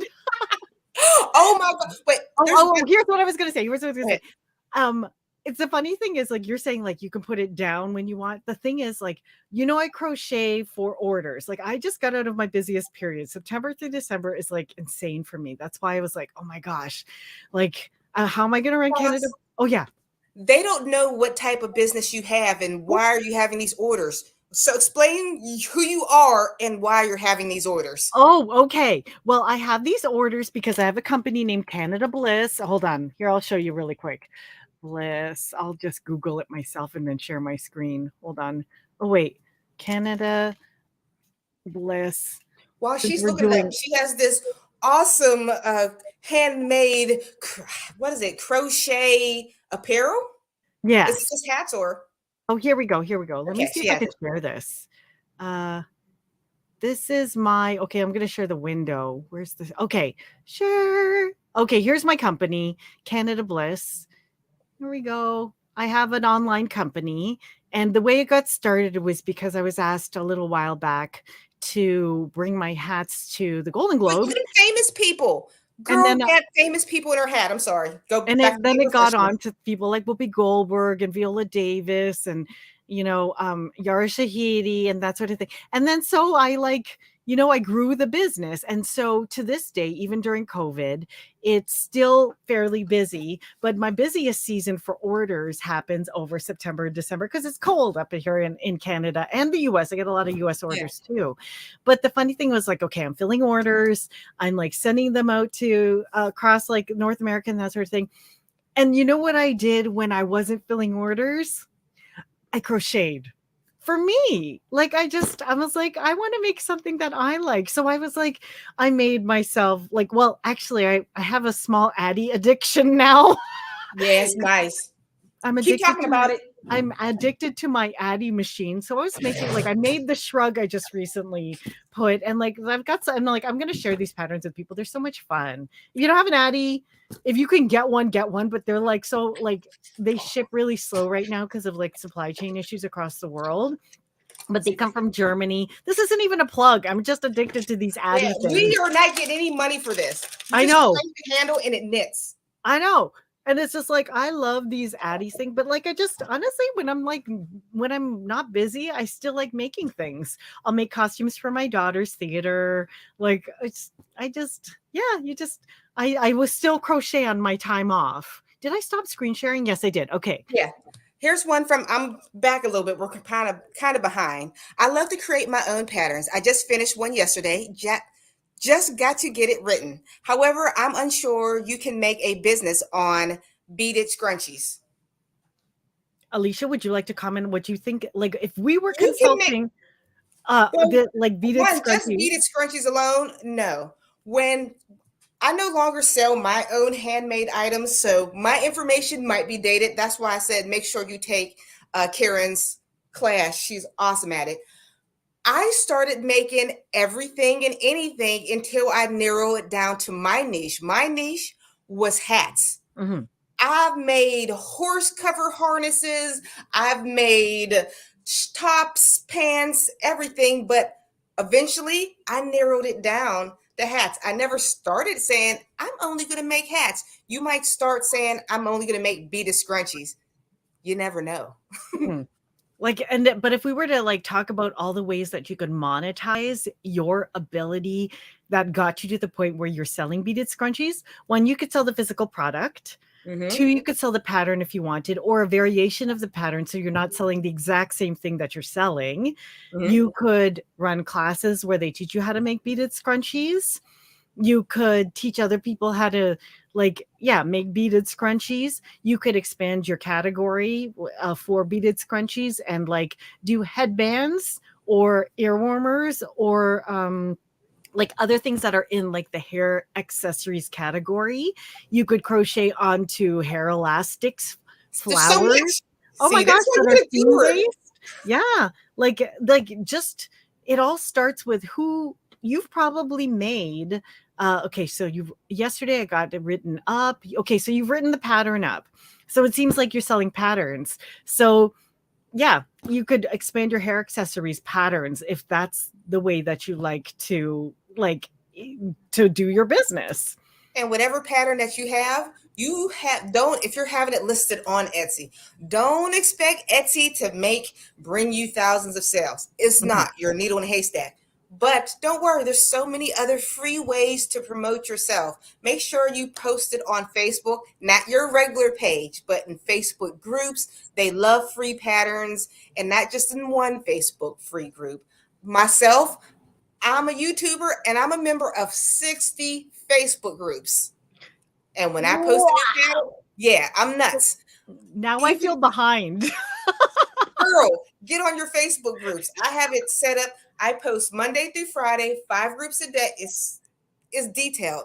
But that is the only reason why I grew so much, because I'm in your face. Yes. I posted online, and now my Etsy, I get great sales on my Etsy. That's amazing. And it's interesting. I think I mentioned this book to you the other day when we were chatting. I just finished reading this book called The Big Leap. You're telling And me I still got yeah, I just finished reading this book called The Big Leap. I'm sorry I don't remember the author, but if you look up the name, it's a fabulous book. And it talks about like you were talking about like getting you're not just going to be able to post something on Etsy and then automatically get sales. Yes, that's true, because you do have to build your traffic up. You have to build up your audience. And you also got to be selective with who you think that you want to speak to. That's why I highly encourage people to be strategic when they're building their business, because you can spend a lot of money if you don't have focus, right? Yeah. But one of the things is that the way that you get your traffic and your audience and your business going is through expanding that communication in that realm of people that you communicate with and interact with. And Alicia, you're like genius at this, like the 60 I don't know. Oh, that is good. I get it. Like you can when you get better at time, like you're good with time management in terms of setting aside time when you know you're going to be doing certain things. Sticking to those things is super important as well. Yeah. I swear, I don't think I'm great with time management. I guess when you do something so often, it just gets stuck in your head, and it's You second think nature. you're not, because you do it as a second nature. It's second nature. You're amazing at it. Precious says, can I have a business on just, this is a lot, on just blankets, throws, hats, babies? Yes. Yeah. Yes. Yeah. Precious, make sure you book a call with Karen. She's going If to you help were you to out with think all of that. if you were to think of like okay, let me just play with this a Go little ahead. bit, okay? I Babies got and fill up. adults, like that's a broad like blankets. What kind of blankets are you making? Are they kind of like luxury blankets? Are they warming blankets? Are they throws? Are they heirloom blankets for newborn babies? That's a whole kind of different niche. If you have experience with knowing what type you would like to make, then it's or like with what people are asking for, you have a better idea of narrowing down who and what you're going to make. If you think in terms of like, say you decide to go with baby blankets, one, they take quicker to make than an entire Afghan, because if once you evaluate how much time you're spending on making a blanket, oh my gosh, an Afghan would cost somebody like $1,000, right? In your time. But like a luxury baby blanket that is a gift that you market as an heirloom item for like newborns and that sort of thing, aunts, uncles, godparents will spend $100 on a blanket for their godchild, which they're going to keep forever. I still have the first sweater somebody gave me to my daughter hanging in her closet. This crochet, it's adorable. I wish I should have brought it down, but they like, I will keep this forever. And the person, I'll bet you they probably spent somewhere between $50 and $100 for it. But the amount of time that I've experienced joy from it is like phenomenal. Like I'm never going to get rid of this. I hope my grandchildren are putting this cute sweater. Oh, here's one from my new fave, Melanie Williamson. If I buy an Addy, is there anything else you recommend getting with it? Extra needles, if it breaks, or anything like that? You wanted me? What? I would say, because I'm in comparison to like Alicia, I'm still fairly new to it, but I would say get the Addy tool, because you're going to realize later that you need to do some fiddling for some of the more complex stitches. Yeah, make sure you get yourself a latch hook, or you can use a crochet hook when you drop your stitches. This will break the warranty on your Addy machine if you buy one of those attachment pieces that goes with the drill. But I bought one, and I was making scarves in 3 seconds. Okay, you're brave. I will not put that on my thing. I'm scared I'll break my machine. You see, if you've never seen an Addy machine, what you do is crank, and it just makes a tube or a flat panel. But there, you can put this attachment on a drill and put it on here, and it goes hyper speed like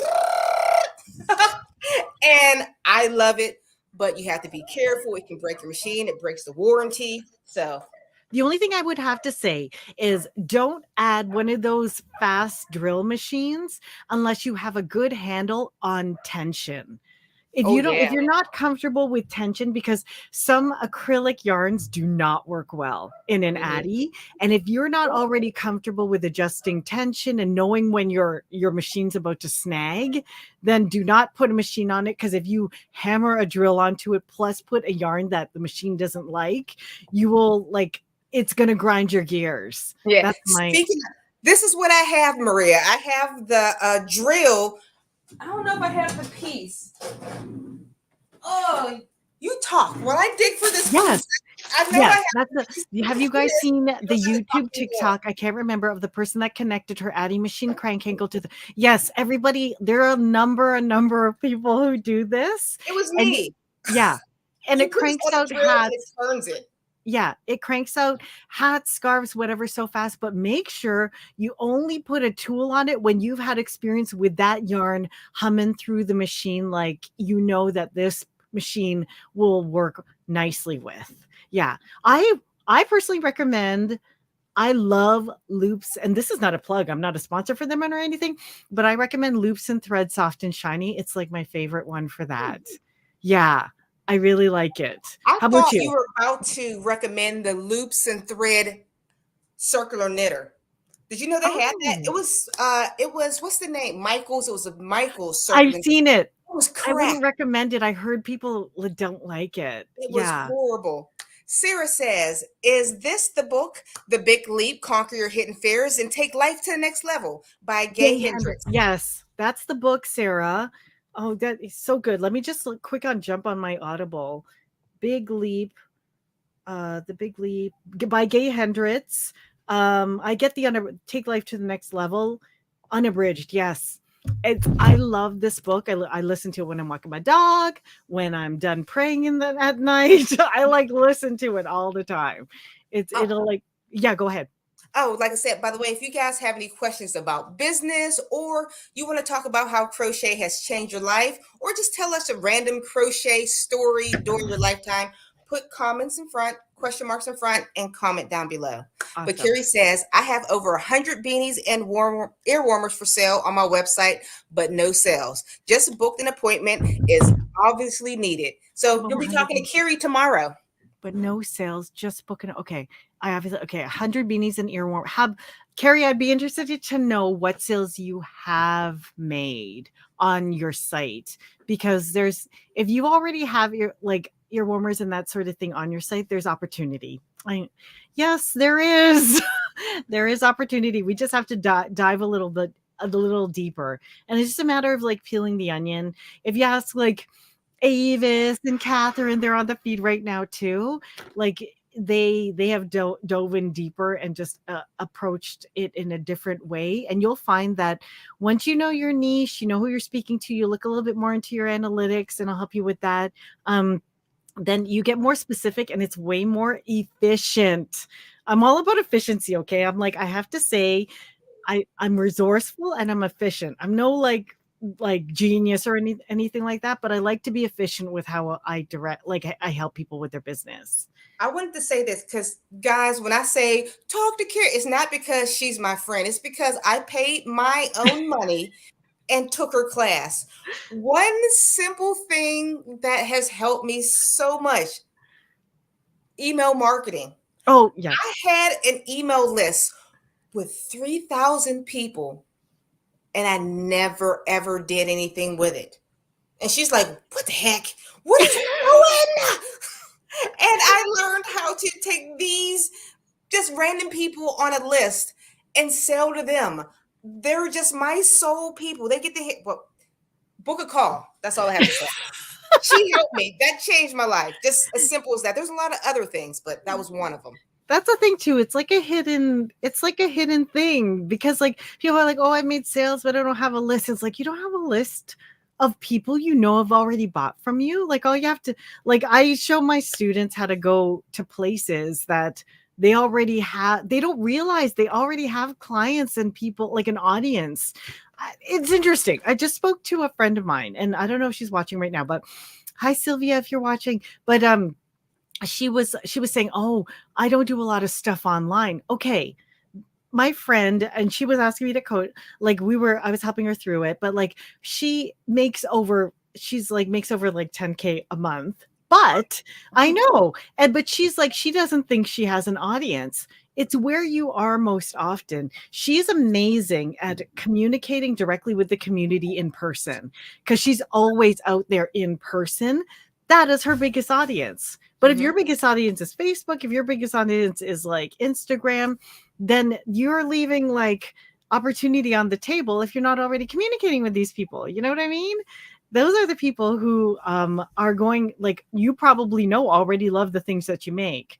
So just consider that. Want to read the next one?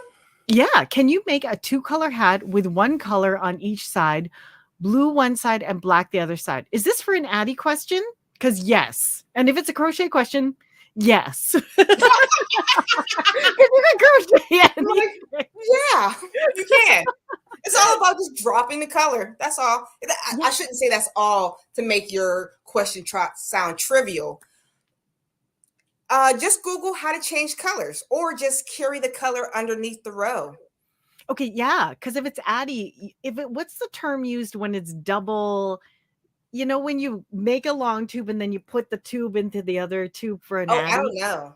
But I know Okay, what you're talking about. Like when you make the hats and you fold the cuff and not double brim, because it's not just the brim; it's the whole hat that's doubled, right? With the Addie, I can't remember. She meant like half hat, half hat. Oh, see, it's interesting how we totally both understood it differently. That's Either how creative way, we are. we just say yeah. Yeah, you can. If it's with an Addie, then you have to crochet half of it with 1 color and the half with the other. You can put the other half into it, and then when you fold it, you can see the other color. Yeah.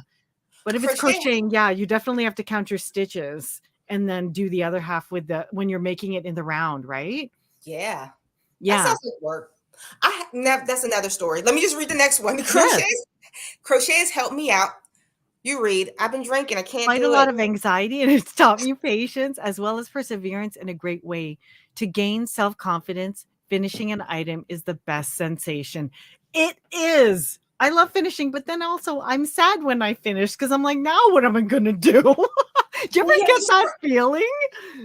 First stitch, it feels like the first step in a mile. Yeah. But that last is like, yeah. It's like pure, when you start and it's like pure potential. Like you're crocheting and you feel that energy of like pure potential. And then when what my husband can't do.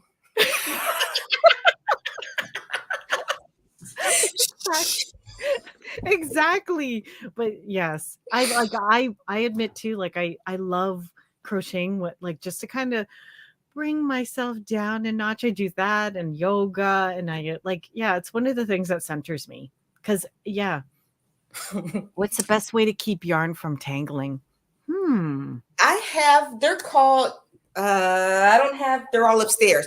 This is little sleeve. They're called yarn sleeve, yarn tangles. I'll leave it after. You ever see what oranges come in? You ever see that stretchy material oranges come in when you buy some fruit? Well, that little sleeve, you can buy those individual through this one lady. I'm going to have to link it down below, but it hugs the yarn. And so it doesn't tangle. I think you did a video on this, didn't you? It was Yarn Gadgets. Yes. Yes. And I've never tried that. But you can do it with a sock. You can put a sock over top of your yarn. Okay, do you do a center pull or an outside pull? Center pull. So let's say you take a pantyhose or sock, put it around, center pull. So therefore, when a ball collapses when you're running out of yarn, it doesn't tangle. You don't get these knots, but you still might get yarn barf when you pull from the center. Oh, yeah. I hate that. Once you fix that, it's okay. Okay, when you have a gadget that avoids yarn barf, I'm like, I need to hear that because that's the worst. I like this name. Let's see. Action for aging. I'd like to do graphagan work. I make my own pattern, which takes forever. Crochet is therapy. It is. I love Grafgan's work. My girl, Creative Stitching Diva, she does so many beautiful Grafgans. Do you make the Grafgans where you can see like your grandma's face in it? That sounds crazy, but you know what I'm talking about, the detail. Or do you make like a Grafgans where it's like a cartoon picture? I love the ones that look like people. That's amazing. I think that's amazing. People who do those Grafcan things. That's a okay. Here I am. I always think of something somebody can.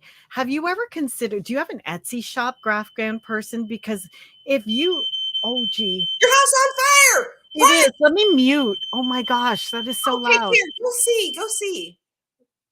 Run. Go. Okay, it's done. It's done. Because I'm on fire. I'm hot. This live stream, 144 people watching. Grafgan person, I forget your first name, but have you ever considered putting some of your Grafgan patterns on Etsy? Because one of the biggest things that you can do is create downloadables for people. And even if you like create the stitch counts for people to like action for aging, yeah. If like a lot of people are looking for stitch counts to make something very special, like say somebody's celebrating a 50th anniversary, you could advertise that you can make a Grafgan pattern for them, or even like a sweater that they put into a stitch pattern. And then send them the pattern, and it probably takes you next to nothing in time because you're already good at making Grafgans. That's an opportunity for you. Oh, back to Precious. I'm definitely booking a consultant, but I have a question. What should I charge for 7-inch marshmallow blanket? That's tough.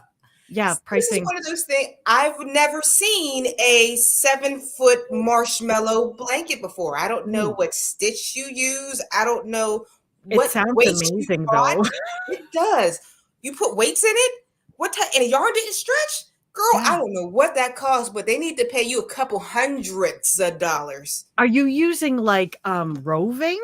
Because oh my gosh, the amount of time that must take to make, it must just be like, ooh, don't put that in the like, wow, like 7 foot. Okay, yeah, you should definitely, we'd have to work out your pricing. Like, how much are you paying for your materials? How much time are you spending on it? How big is what gauge are you using? Can you reduce the amount of time that you are spending on the Afghan? Wow. But that sounds luxurious. I'll tell you this much before, because when I was selling my own crochet items, I didn't have anybody to teach me how to do it.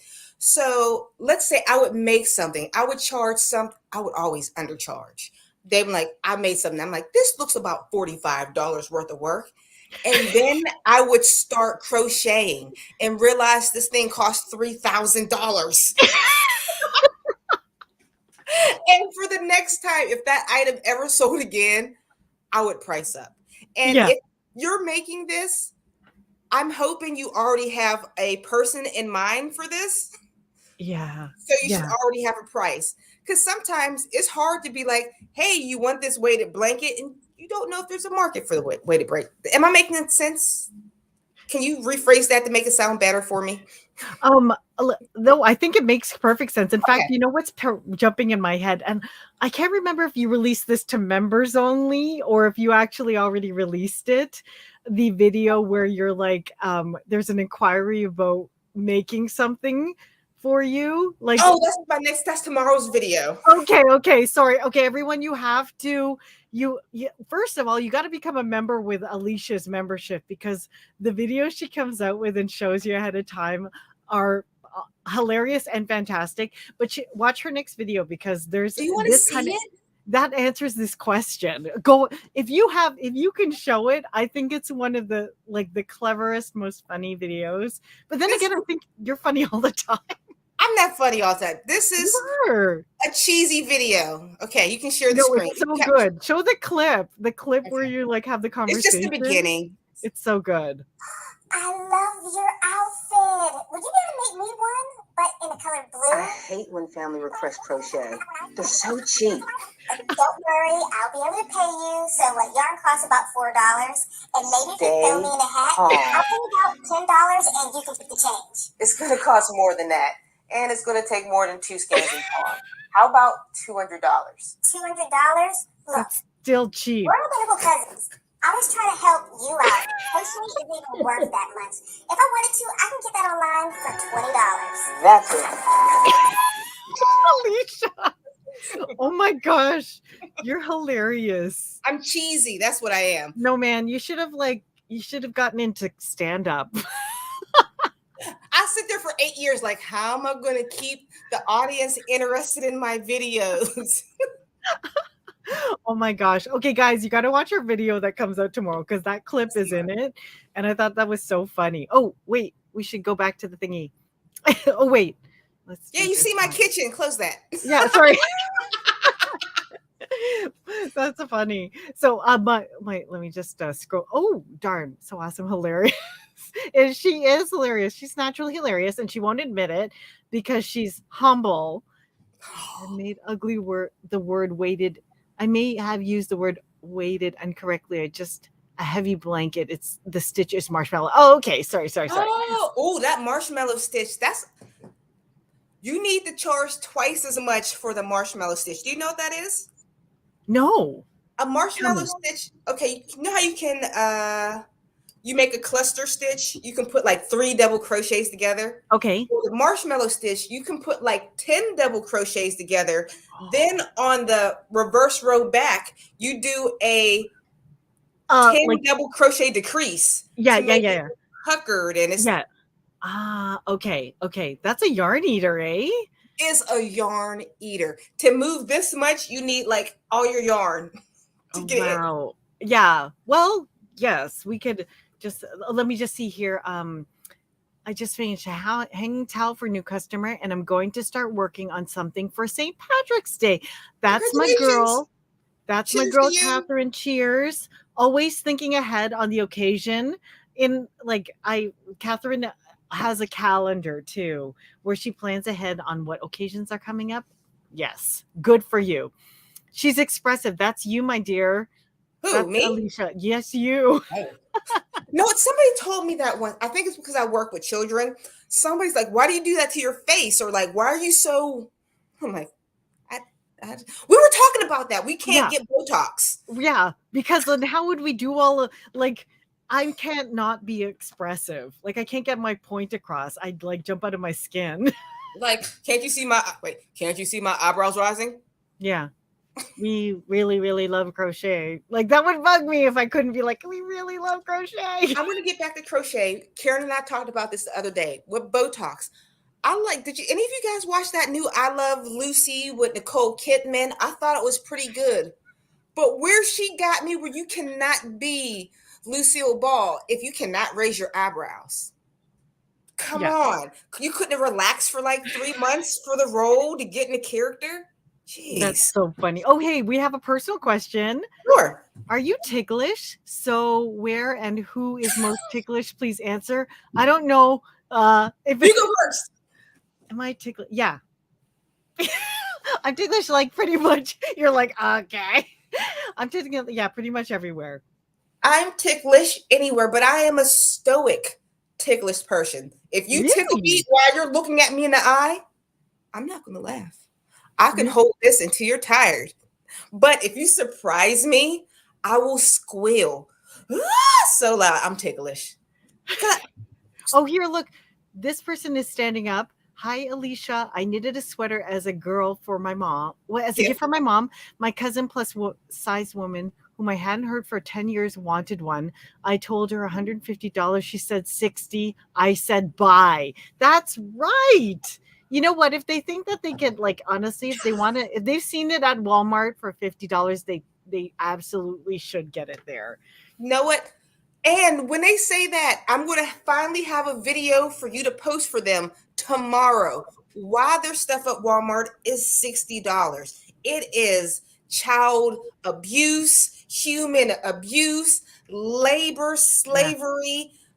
It makes you want to cry. When you see parts of this video, it's going to make you want to cry just because you want to save a couple extra bucks. Yeah. So you can throw this piece of garbage away later. And there are numerous like videos on child labor and what they do to make it so cheap.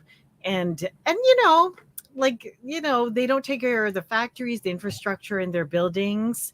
So, but that's why it's so important. Like it's almost like an opportunity for handmakers right now. Because if you didn't notice, in the last year, there has been a demand for handmakers. Why? Because we are close to everybody around us. And because of the supply chain issues, there's no place to get high quality things that we have been making for years and have been underselling.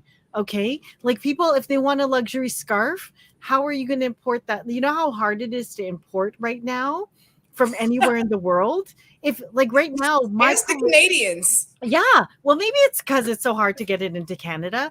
But like, if I wanted really good Peruvian yarn, you know how long it would take for me to import that right now with the supply chain problems? Yeah. It's very hard. That's why a lot of people like this past Christmas, I had corporate orders. I wasn't planning on doing a lot of wholesale orders, but I took corporate orders from like businesses who wanted to buy corporate gifts for their senior staff and that sort of thing. And they wanted something very special, but it would take way too long to ship. So they ordered from me. And luckily I still had stock and I also had manpower that's like within my vicinity. So I was able to provide like decent pricing for these people and supply. Yeah. So this is a niche that like is open to all of us that you don't realize. You're thinking like, oh, nobody wants what I make. They want what you make. You're probably you can get if they think they're getting it a deal cheaper, they're not going to be able to get it because there won't be any supply for it. Yeah. Maria, this is my job now. It's my job. I charge a human wage because I need to pay my bills too. And honestly, cost, materials plus $10 an hour isn't that much. It isn't. You know what? I am so proud of you, Maria. You're always on a live stream. I've watched you create these masks, create these this business, donated to people who needed it and giving away so much for free. This is your job. Like I am proud of you. You've done it. I want to give you cheers. Put your glass up. Cheers. Up. Ding. Oh, ding. I'm so proud of you. Maria, good for you. And right now, comment down below. Do you feel, I know being a businesswoman can be tough, but what sense of freedom do you feel that you've gained right now? Tell me, write down in the comments. And Karen, same question to you. What sense of freedom have you gained from crochet? The biggest thing for me that was always important is freedom in my time. Like to be able to do what I want on my time, because truthfully, my family needs me during hours that sometimes I used to be at work. And now my work, I can split shift, or I can top heavy at the beginning of the month and batch and do and release later in the month. Like just being like I'm working. And then as a woman, and I know you and I discuss this sometimes, women operate on a monthly kind of cycle. Men kind of recharge every single night, and they do they can wake up in the morning and what was bothering them yesterday doesn't bother them anymore. Us as women, because of our natural cycles, we got crazy energy 2 weeks of the month, and then 2 other weeks of the month we can't stop ourselves from saying profanities. You know what we just have no productivity because it's just I'm just so tired. It's just I know I go to my manic phase, right? Right? Sorry, men, if you're listening. Women, you understand. The week before is that time of the month. I don't know if I'm manic. I was talking to my mom. I don't know if I'm starting to go through the change. I have other women issues, but I just have so much energy. I'm just can't. And I know at the end of this week, the week of my period or the couple days beforehand, I'm going to be crying. I'm going to be calling Karen on the phone oh, Karen, I just can't. I can't anymore. I'm on the same cycle, so I'm I can't either. Let's just take a nap. Actually, we block each other out at the same time and come back to each other. Yeah, it's good. If our cycle changes, I don't know what's gonna happen. Oh, what? Okay, I'm gonna say your name. We're just gonna say your last name. Love it. What is the name of the yarn link gadget you'd? Oh, I don't know if she uses this. It was called the Cranky. Krankie. I don't know if she's still making it. There's other versions of this, but like I said, use at your own risk. I'm not promoting this. This can break your machine. I've seen people with their machines broke, but I just like it. And it works for her. And again, use it when you know how that particular type of yarn works in your machine. Yes. Freedom of time is very important. The only person to answer is ourselves. And that is so true. That's why whatever you decide to do with your crochet, make sure that it the activities that you have around your craft bring your joy. Whether you turn it into a business or whether you just keep it as a hobby, you want This it to be reminds enjoyable.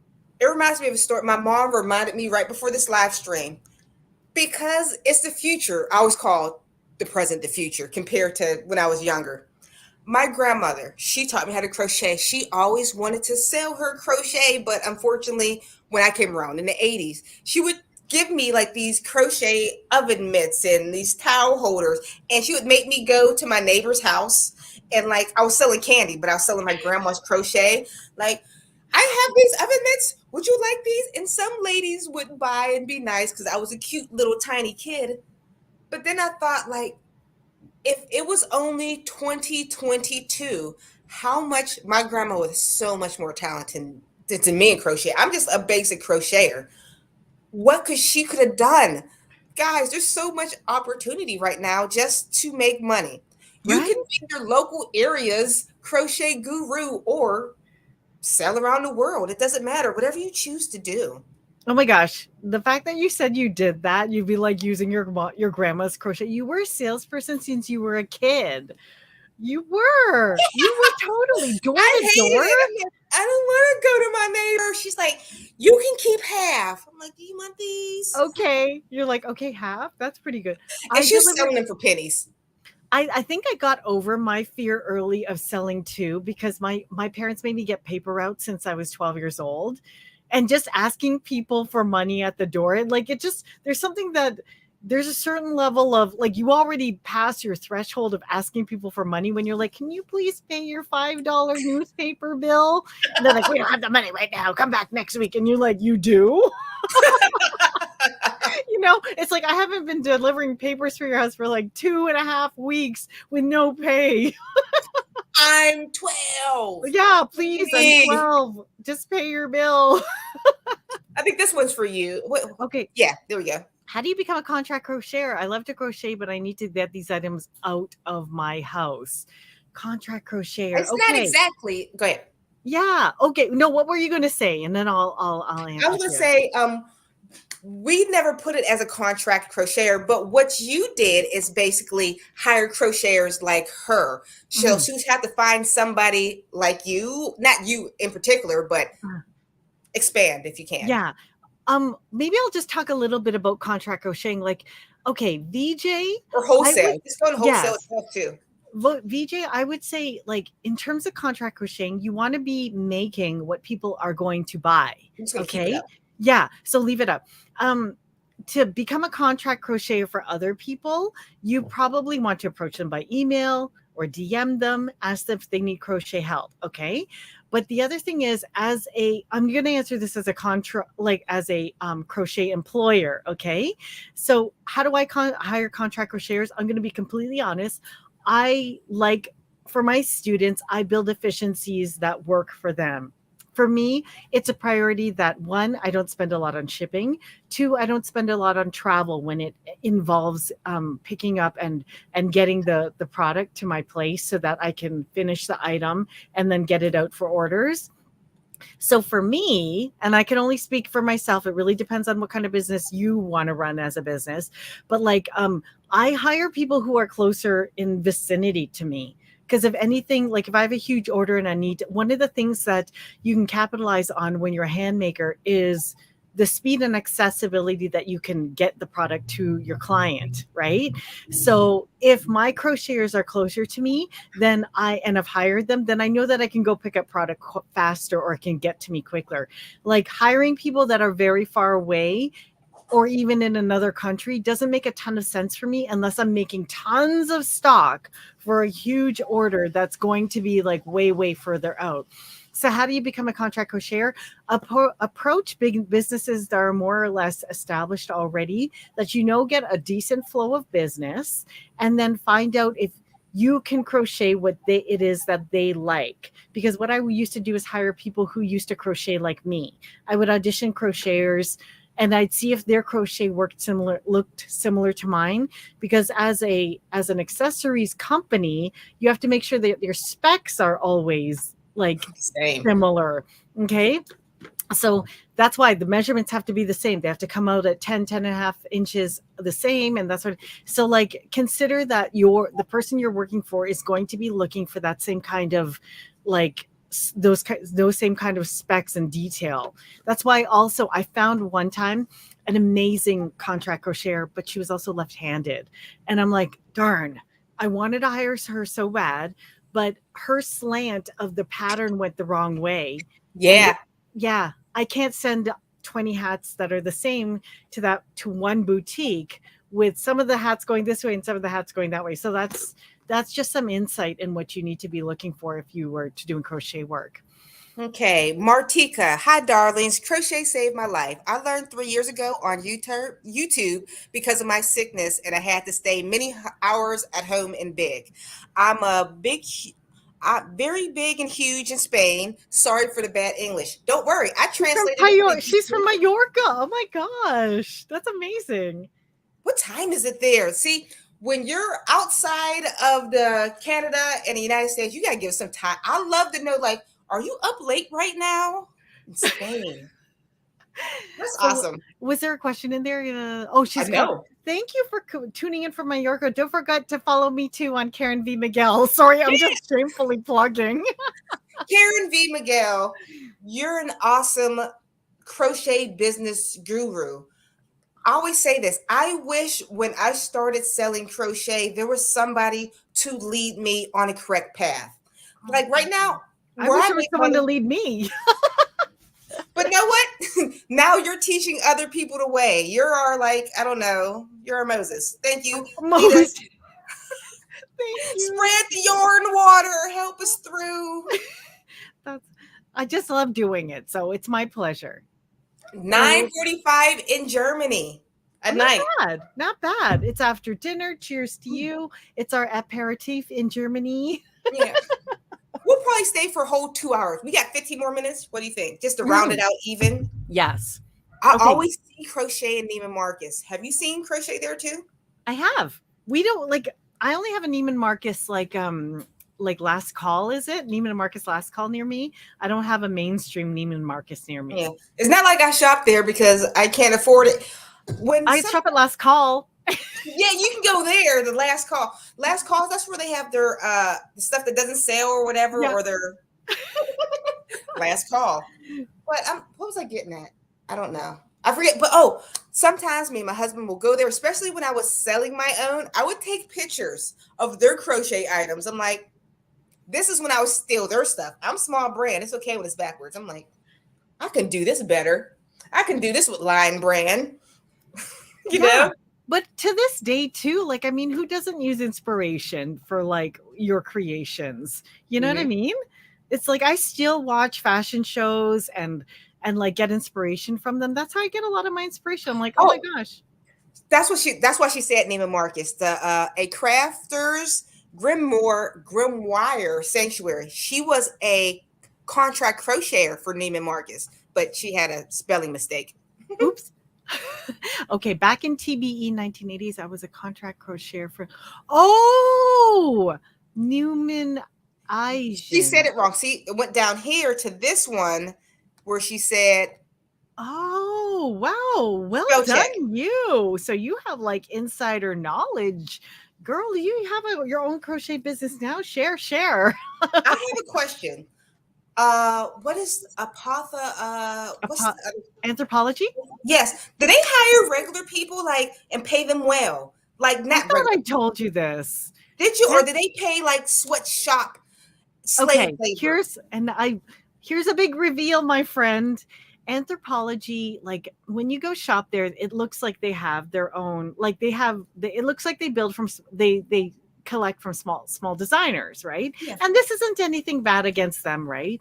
But what they do is most all of their designers are in-house brands. So they create a line under the name of a designer that they've created to make it look niche. And then they sell their lines under Anthropology, they buy from them. Really, they're owned under it. So it's to create the illusion of marketplace, but they still own the line. Did you know that? No, I did not know that. Yeah. So, for Huh. example, I think they own Maven. No, what is it? Where's this? There was a line called Maven or Pilcrow or something like that.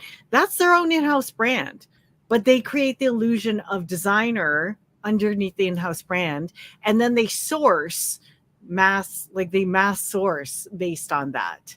So when I used to go to trade shows, I would see a lot of their in-house, like the people that they would source from, and they source from larger manufacturers. Daniela, hi there from the Netherlands. It is 21:45. What's that? 10:45? 12, 11, 10, 9:45. 9:45. Crochet saved my life. After strokes, I'm now right-handed. Maybe not boutique shawls, but I love it. Were you left-handed before your stroke? Wow, that's like ambidextrous awesomeness. I have tried because I have RA, so my hand will act up. I'm like, maybe I can just crochet with this hand.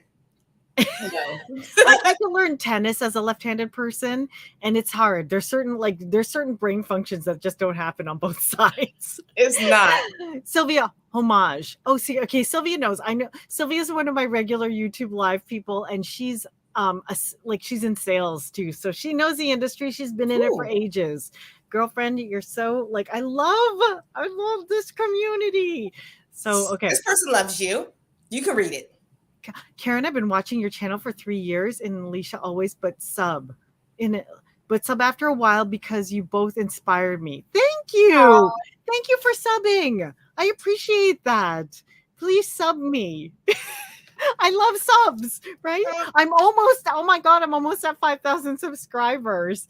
And it's so, thank you. Well, maybe I'll hit it in the next month or so. Could you be making money selling hats? I know. I love you're like a wholesale queen. You were like, you should bring up that page with all your. Can you share the page with all your celebrities in your hat one more time? Oh, okay. Please. Yeah, it's already there. I see it. Where is it? Here? It's down there. Okay. Scrolling. Oops. Oh wait. Oh, it's in behind. Okay. Oh, here we go. Here's my celeb favorites. I don't even have celebrities that has on Karen's hat. I have more. I have a folder of all the celebs I have in it, but I put the ones that people recognize because the funny thing is, most people don't if you ever meet a celebrity in person, it's hard to recognize them. Really? Yeah, it is. I remember. Okay. Oh, sorry. Do you know who Mekhi Phifer is? Yeah.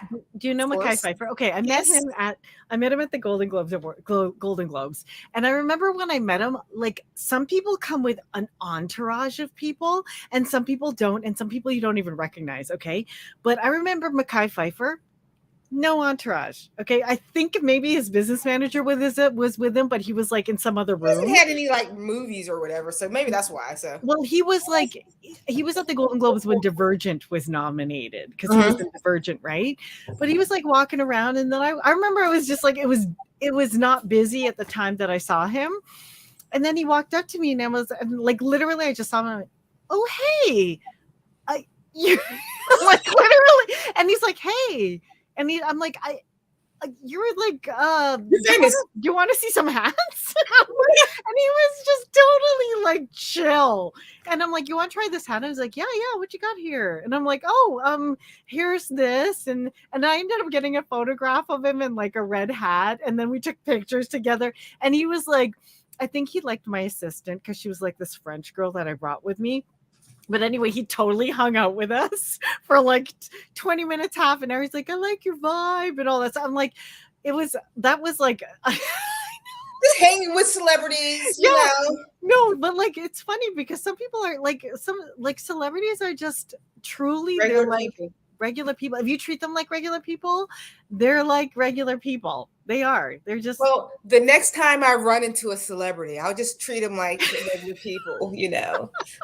This is how good Karen is. She's managed to market herself into being regular people with famous people. But that's the thing, Alicia. They're all like you. When you talk, when we finally got to talk face to face, it was my interaction with you was exactly like when I met Viola Davis. She was just hey, and I'm hey, and then her husband. Viola Davis is a queen. I know. And she already made the help. I almost like myself when I met her, but her husband was just like, Karen, we're gonna help you. And I'm like, okay.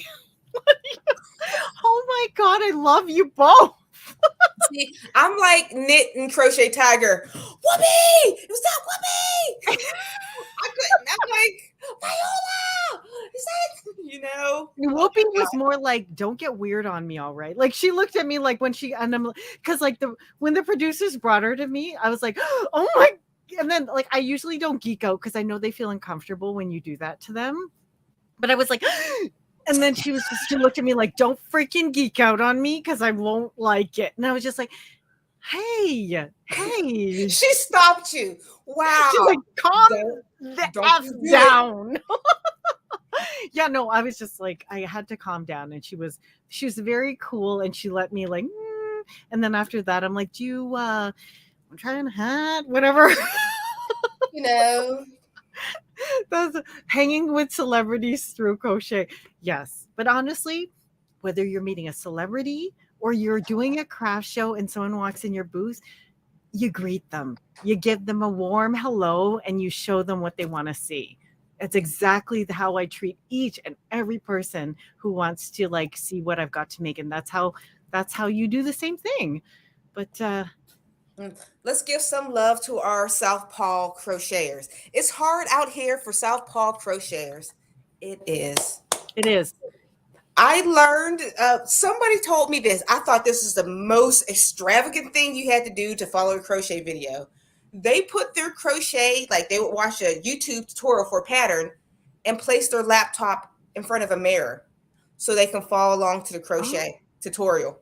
Oh my gosh. You know what? There's a market out there. If your jam, see, here I am again, but if your jam is like, oh, I've always wanted to make a YouTube channel, I don't think there's enough left-handed patterns out there. So if your jam was like, oh, I've always wanted to make like videos or whatever, you corner the whole market. Oh my gosh. Like there are some who shoot in both ways. I think who's a big YouTuber who shoots both ways?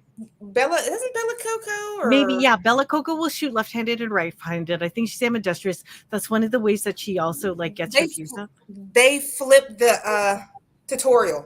Really? All you have to do is image. I've done that. I've taken my YouTube tutorial and just mirrored the image, and now it's for left-handers. Oh my gosh! We're not ambidextrous. You see how I'm still learning? Okay, they totally had me on left-handed. They're not skilled. I got left-handed videos too. Oh my gosh! Since my channel is mainly for right-handed people, YouTube's algorithm doesn't know what to do with my left-handed videos. But if your videos are solely left-handed, trust that algorithm to only deliver it to left-handed people. So you would corner the market. Yes. And how will we do that? Through keywords too. So yes. Alicia is like the bomb at her analytics. So you totally have to check that out. But yes. It became my thing. Crafter Grimoire Sanctuary. She's left-handed. Bonnie Bay does left-handed. Oh, does she really? I did not know that. So yeah. But anyway, oh my gosh, we're nearing close to our threshold of 2 hours. How did we talk for 2 hours? And it never dropped below 130 ever. I know. It hit the highest. We've had 160 people over at the top. Wow. Yeah. And you know what it is? And I get verbose when I start drinking. I think one of my answers was really, really long. I feel bad when I start slurring my words. I'm like, do they know I'm not intelligent right now? Do they know I'm just rambling? Yes, exactly. Let's see. Let's give some shout outs to some people. Okay. This is shout out time. I once met a major crochet writer and intended to show her pics on my phone at work, but I think I showed her pics. I didn't. Yikes. Okay, that's like an X-rated comment. You know, it's funny because at the end of me and Alicia's streams, we always get a little bit X-rated. Melanie, thank you so much. You're kind. Okay, we got a ting. 1, 2, 3, ting, to Melanie Williams. Oh, we're very entertaining. I would drink more. I wasn't going to show you this, but I'm tipsy enough to show you. I emptied my bladder in my box. I had to take out the box. Oh my gosh. The wine is gone. Oh yes. Wait, who is the company that gave you that one?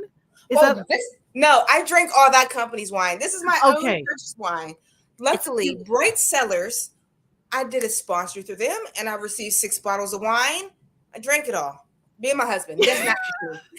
But she's sponsored, so she's like fortunate that someone is like giving her like, you know. No, I've become such a drunk on all of my live streams and my videos. A wine company sought me out and said, "You're for us." Yes, you're for us. And she actually ran out of yarn before the live stream.